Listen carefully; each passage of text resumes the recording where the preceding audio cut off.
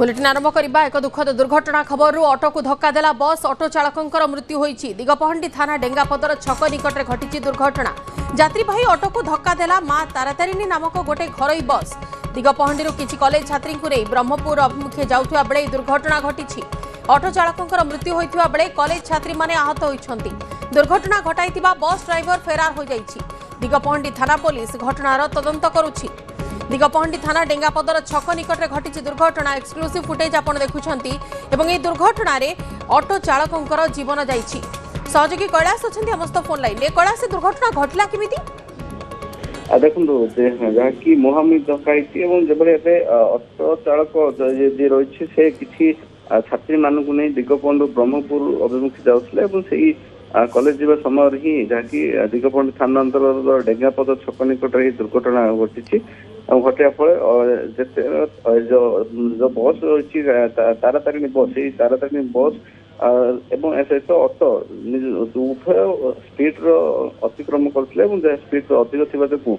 संपूर्ण ऑटोटी पूरा भांगी जाइए जहाँफल ऑटो जो चालक रही है चालक घटनास्थल मृत्युवरण होता अंपट देखिए ऑटोरे पाखापाखि 5 रु अधिक जो मैंने छात्री बसते कॉलेज छात्री से आहत होते दिगपहंडी मेडिकल भर्ती कराई बर्तमान चिकित्सा चलती अंपटे जो तारातारिणी बस जो ड्राइवर रही से ड्राइवर एभली घटना घटाइबा घटनास्थल फेरार हो जाती फेरार होगा पुलिस घटनास्थल पहुंची तदंत आरंभ कर बस दुर्घटना है। छात्री अवस्था कौन बेसी गुरुतर अच्छी कि देखो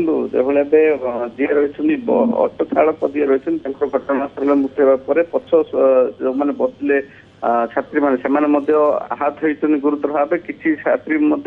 गुरुतर थी जो समय ब्रह्मपुर एमकेसी मेडिकल को अणा सूचना मिली तथा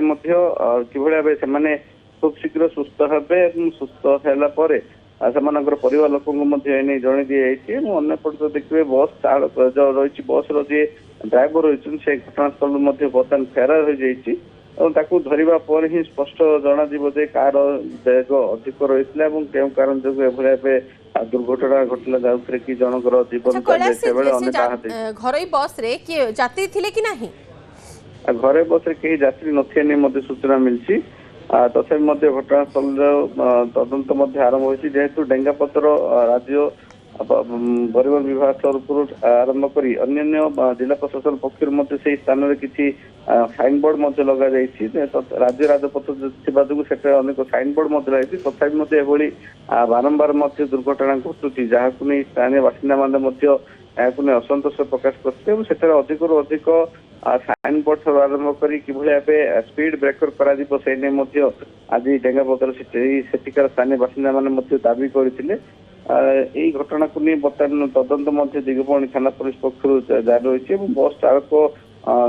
को धरिबा पर ही अधिक तथ्य घटना को नहीं आसो स्पष्ट हो। बिल्कुल धन्यवाद कैलाश आप खबर पर नजर रखि था बस दुर्घटनार खबर देखला विजुआल देखला माने जना पड़ जाउछि केते भयंकर थिला से दुर्घटना कहीं बस आगपट संपूर्ण भाव में नष्ट होइछि एवं अन्य पक्षरे जो ऑटो सहित ए दुर्घटनाटी घटी ऑटोर चालकंकर जीवन जाइछि जो कॉलेज छात्री माने थिले से ऑटोरे सेमानकर अवस्था गुरुतर अच्छी से बर्तमान चिकित्सा करा जाउछि एवं बस चालक जे फेरार हो जाइछन्ति तांको धरिबा पई पुलिस चेष्टा करुछि।